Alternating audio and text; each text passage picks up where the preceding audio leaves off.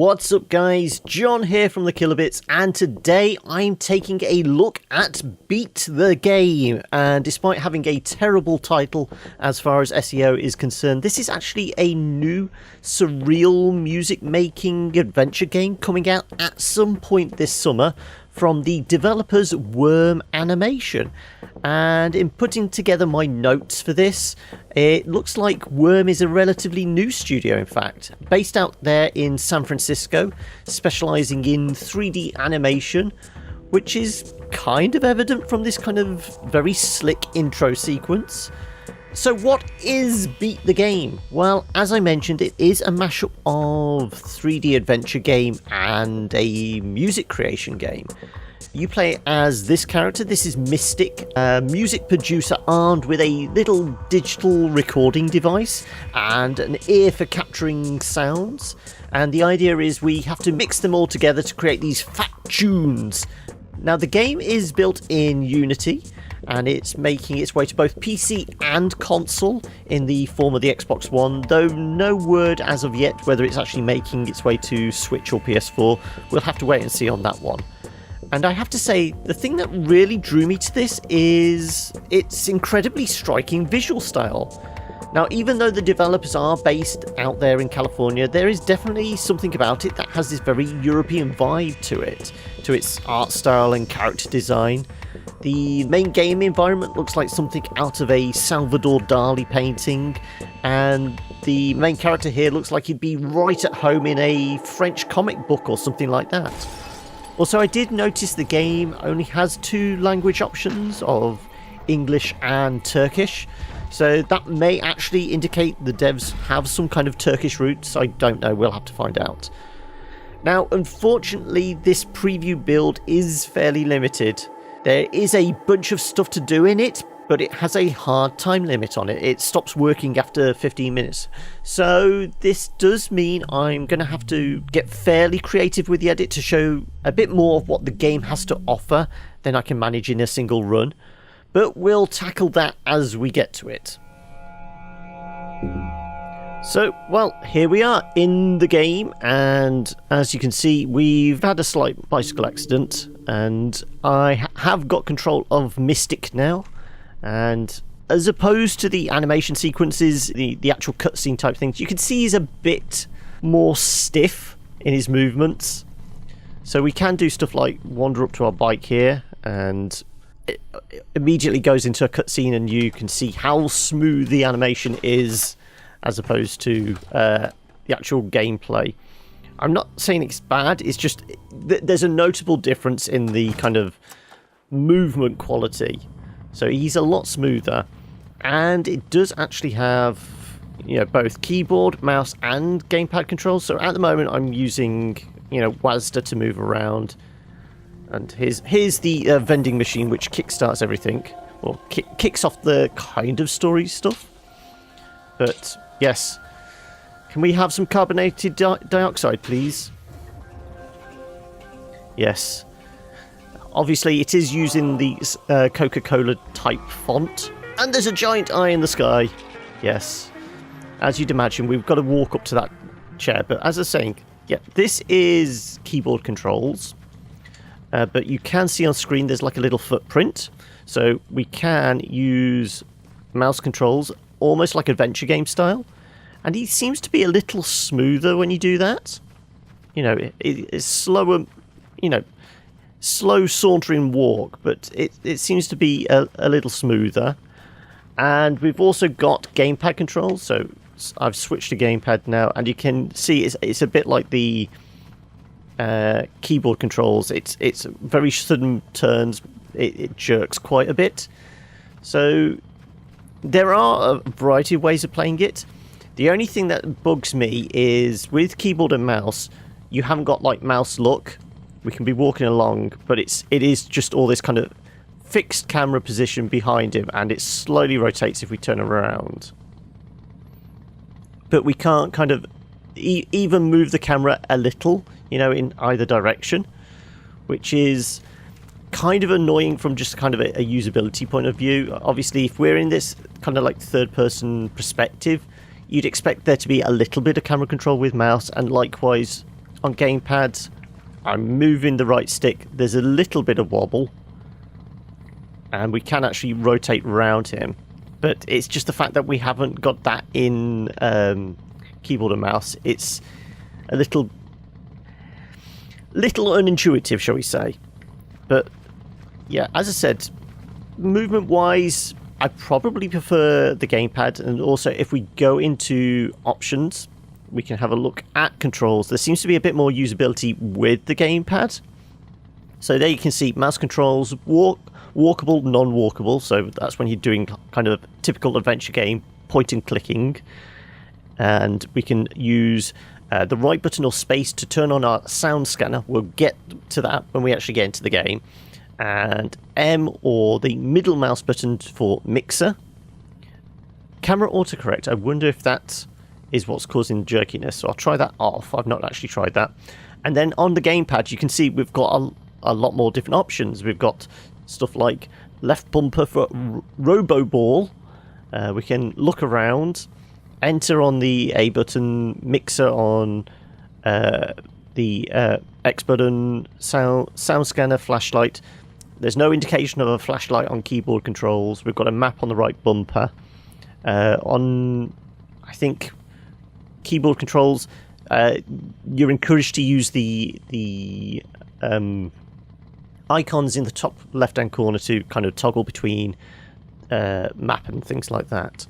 But we will back out of this and we will head in, because as I say, we've got, at the moment, we've just got our inventory, which is a can of Coke and a balloon for some reason, and options. But once we get over here and go and have a seat next to the big eye, we will actually get into the game, and I'll probably put in another cut around about here as well.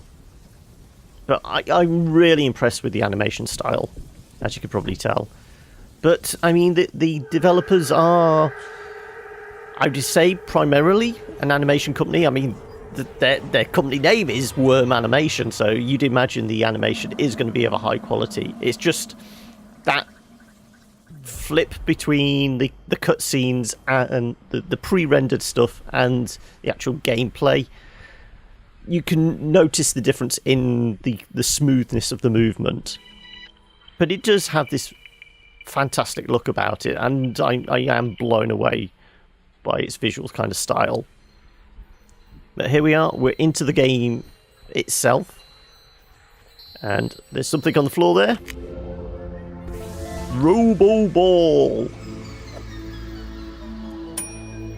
So we've got a cassette tape now in our inventory, and that's going to be important. I mean, we can actually have a look at that there. As I said, we've got the balloon from below before, we've got soda, and we've got our cassette. The soda I kind of used. The Robo Ball tape I definitely use. Come back at night. So yes, there is a day-night mechanic in it. And even though we're in this kind of, limited 15-minute window, there is a way of manipulating the time slightly. So it's daytime currently, but if there's certain items we can find out in the desert, we can actually shift the time period. So we can actually go and see Moss the Beat Maker, or what was it? Moss something or other. Collect items and sounds. So here we go. This is the main mechanic of it. So we've got our sound scanner, which is basically our recorder, and then we can actually mix the tunes. So we can use M or the X button on gamepad, N or the B button is for the scanner. So okay, as I said, I'm still using gamepad at the moment because it is just nicer to actually be able to turn around. I've no idea why they've left that out of the actual, keyboard settings. So, like I said, we can go back to see the Beat Moss Monster underground. If we pick up certain items like this jelly bean, ooh, it all gets a bit trippy. So I'm going to try and do some of the nighttime stuff first. Again, I'm going to be cutting back and forwards between bits and pieces because we are only limited to this kind of 15 minutes. And as you can see, the trippy went on as meant we can manipulate time slightly. And there's strange fellas like, where'd you go? Where do you go, fellas? There you go. These guys here. You need to find 2 sticks to play. So there we go. It gives us kind of like a mini mission. Now, where is the... Right, it's in the middle bit there. So like I said, we can on gamepad, I think it was right bumper. Yeah, right bumper bit brings up our map, but we can also do that via the maps on the icons on here. So let's go back down and see our beat monster. And there's more of these crystalline dudes down here, though we can't really interact with them. I'll get me foot out the way. Oh, these guys are having a jam in here. And we can record our first sound. You've got the sound. We got the sound. So I'm going to go back to mouse for this. So we can basically start adding our beats. And we can do sliders on the individual channels, and we can also alter the kind of tempo effects and that. We'll leave this bit, and I want to go and get our mossy fat beats from this guy,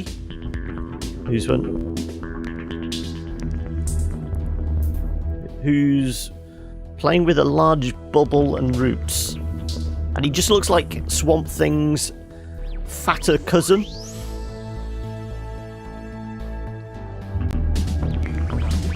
So we've got another sound. We've got this one here. Moss the baseline maker, that was it.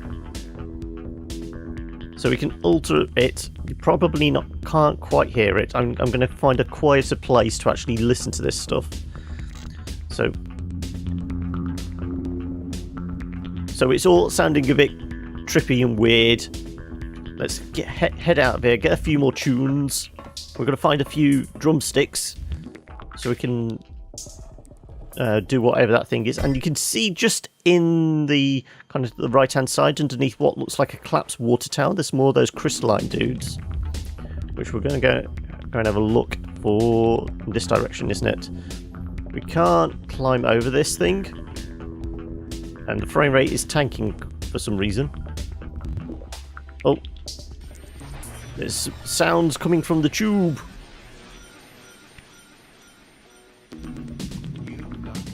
We got the sound. It's in our mixer. So we can, as I say, we can alter this lot. We can toggle bits and pieces off. And we can alter the sound. As you can see there, it is making a difference. So we'll turn everything off bar this. And if we... It seems to slow it down a little bit. There you go. It increases the tempo with the effects.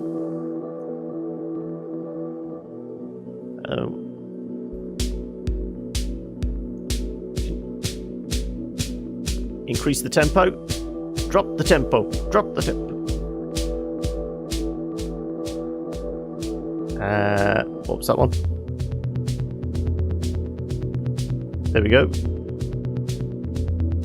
Bring that up a little. And as you can see, you are building the sound.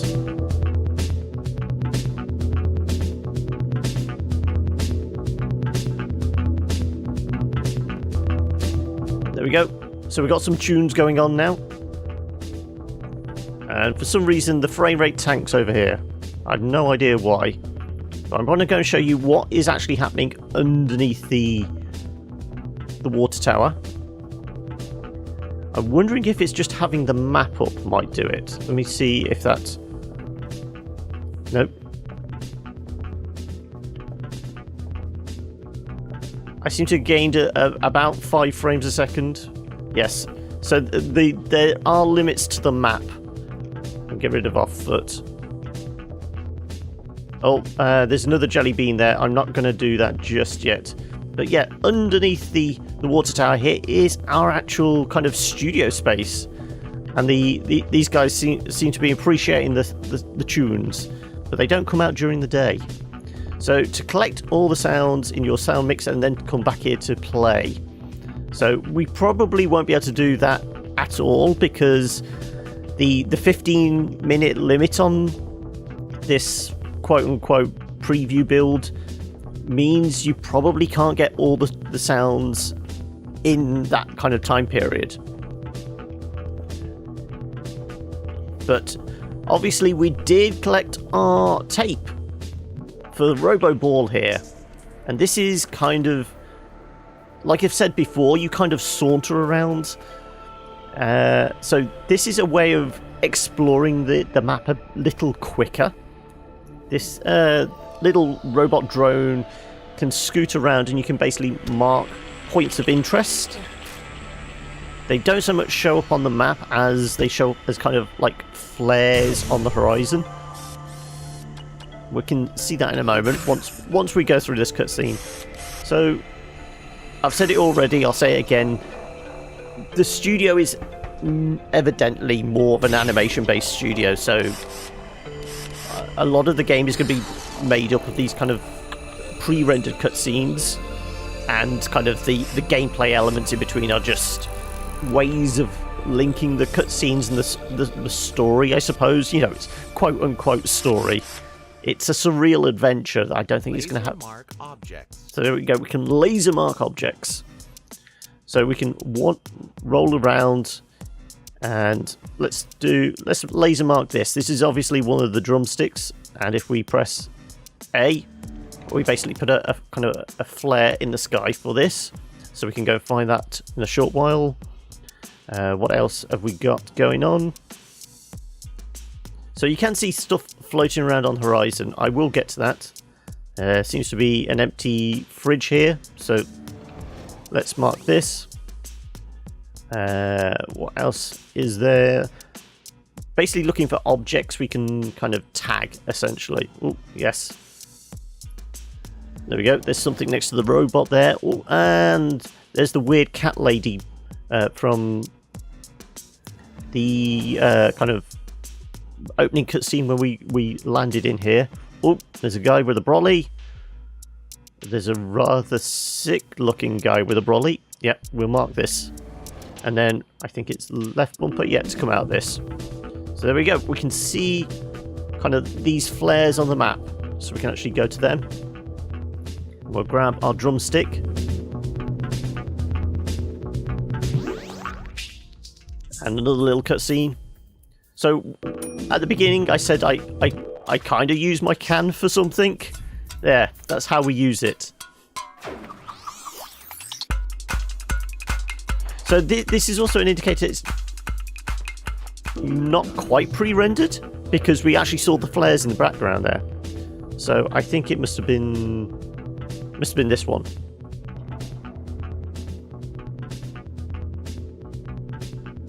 Not hearing much difference. Okay. Right, let's go see if we can find anything else. We've got our places on the map marked. And there is also that kind of jelly bean, jelly baby thing next to the water tower, which will change the time of day again. We'll basically go on another drum trip. Ooh. There's the other drumstick.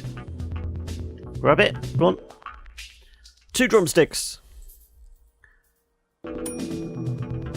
And I've got a feeling we're going to be getting close to time, so I may have to do another restart of sorts. What's this thing? It's a picture. No idea what we use that for. Obviously we're not going to get any tunes out of that. Also, that robot seems to be a little dead. Oh, cat lady.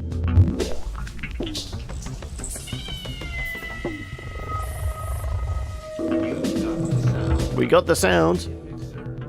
So there we go. Kumadam likes your music. So I think we've got to get certain creatures to appreciate us, whether we have to get the big eye beholder type thing to like our music, but I think it's just once we've got all well, not all these things, but, 7 out of 8 what it looks like here, then he appreciates it. Every time I've played it, there doesn't seem to be any particular tune he likes. But we can alter the cat lady scream, put that in the background or something like that. As I said, I'm not particularly musical. What's this? There's a crystal here. Yeah, that's not a drug. Right. Just rocks on the ground. And dead guy. Can we nick his ghetto blaster? And there we go. Like I said, I knew time was going to be coming up, so time to make a small cut. And even though this goes on, let's see. We can't interact with anything. We've only got the exit button. So, right, by the magic of editing, we're back here. But as you can see, we're daytime because I've not gone hunting for, mind-altering jelly babies. And during the day, stuff like this happens. So, obviously, we're missing the dead guy. And if we wander over to, or at least go and have a look underneath the water tower, you'll find that the yes, well, we already got that sound in the last cut. Yeah, we don't need to worry. But yeah, you can see underneath the water tower, those kind of crystal kind of creatures are gone. So there is, like I say, a day-night cycle that kind of alters and changes. But one thing we didn't do is focus on the sound mixer. So we can do the sound capture by pressing this button. Sound scanner is active. So what we need to do is look for things that actually create sound, like this thing. We basically need to keep our cursor on it for 5 seconds. Okay, right, let's try something that's a bit more slow moving. So I am using the mouse for this. There we go. Captured. Let's just follow this along the horizon. There we go. Captured that one. Go on. Keep it in the circle. And recording. Wait, there we got it. The spaceship. Come on, let's grab the spaceship. We got that. Can we get that one yet? No. And Kudum's still running round. No. Maybe we need to get a bit closer, so let's move a bit more in this direction. So I don't think we've got everything that's floating around, but as you can see, you basically need to collect different sounds at different times of the day, apart from the stuff that's constantly circling, because I don't think they change. Okay, we're right at the edge of the map then. Okay, let's just get this off the bottom of the screen, otherwise we're going to run over by a floating, surfing sand monster. So, where's our mixer again? Okay, the floating head thing is something we haven't got before. We got the pig. The weird springy thing. Yeah, we've got that now. The alien spaceship. We've got that now. The rotating blocks. The cube thing that's just behind here. Go on. There we go. We've got this sound. We got that sound. Anything else on the horizon we're missing? I don't think so. Yeah, I think we've got everything. Right, so if we go into our mixer again now, we should have some more sounds, as you can see. Let's turn these off so we can actually hear the individual one. So it's just a beat.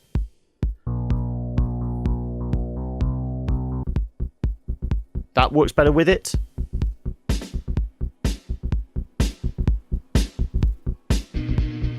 No.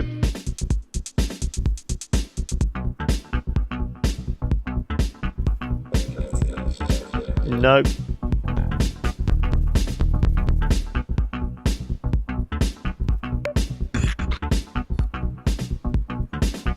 we just keep layering these up.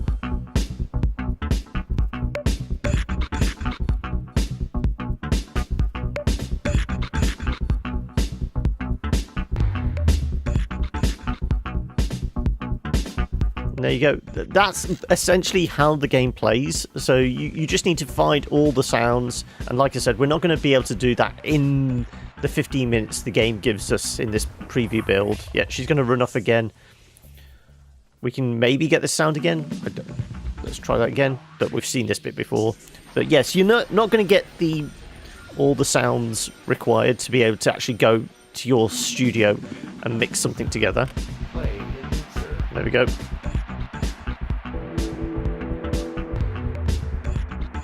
Bring that one down. So I presume once you get into the studio with all the sounds, you can actually do a bit more. And during the day, this wandering around this corner seems like it's a stable 60. So it might be just the weird crystal creatures alter the frame rate a little. Let's see. Is it going to let us mix anything in the studio in the last 2 minutes I've got? There you go. No, you need all the sounds. Yeah. So my initial thoughts are, I kind of like this. It's weird. It's surreal. That kind of thing is, as you know, right up my alleyway. But I don't know how much life there is going to be to the game. Because, like I said before, the limit of the 15 minutes for this preview build makes me think it's only maybe an hour's worth of game, unless there's other parts of the planet we can go to. But this kind of desert area is fairly small, but you can see we've wandered around most of this. So that's the billboard, that's the water tower. This is that retaining wall right in front of us. So this kind of desert area is quite small. Whether we get a bigger area for the full game, whether this is just a limited preview, I don't know. Whether there's other levels, I'm not sure. But if it is, the purpose you put a cap on the preview of kind of 15 minutes because, the main game is only like an hour long or something like that. What's that? It's a floppy disk. Yep. It's an Amiga disc. Wow, that's going back in time. So yeah, there is going to be something here for people that like exploration games, music games, weird indies. That's where the other Drumstick was. But yeah, I kind of like it. I'm just a little concerned it may be quite short. There might not be much life in it once you've played through it. Because certainly not in any of the information I've read has indicated there's more than what this desert environment. I have seen images of like a weird van with a giant bug's face, which has not shown up during day or night. So there may be other areas. I don't know. But I kind of like this. I do. Can't remember, what was this tablet about?